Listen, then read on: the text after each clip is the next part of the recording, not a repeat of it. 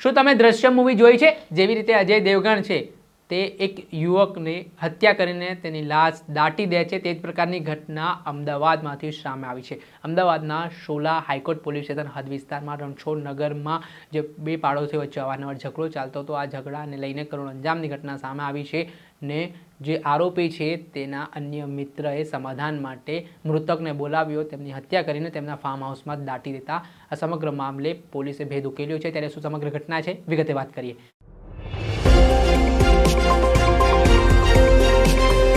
નમસ્કાર દર્શક મિત્રો, સ્કાયનેટ મીડિયામાં આપનું સ્વાગત છે. હું છું ફૈઝાન.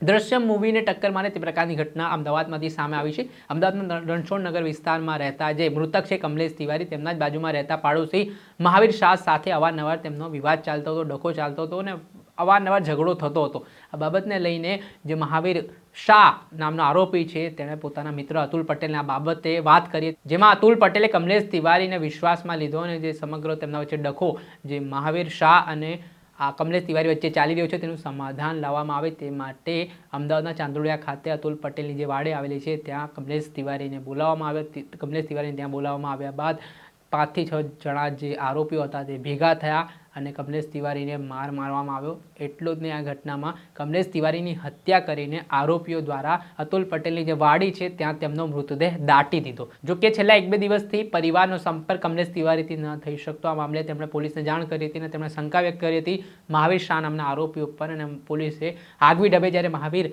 શાહની પૂછપરછ કરવામાં આવી ત્યારે આ સમગ્ર ઘટનાનો ભેદ ઉકેલાયો હતો અને અતુલ પટેલની વાડીમાંથી તેમનો મૃતદેહ મળી આવતા મામલે મહાવીર શાહ સહિત 6 જેટલા આરોપીઓ સામે હત્યા અંગેનો ગુનો નોંધીને પોલીસે આરોપીની ધરપકડ કરી છે. દર્શક મિત્રો, સ્કાયનેટ મીડિયાને આપ લાઈક કરી લો, સબસ્ક્રાઇબ કરી લો અને શેર કરવાનું ભૂલતા નહીં.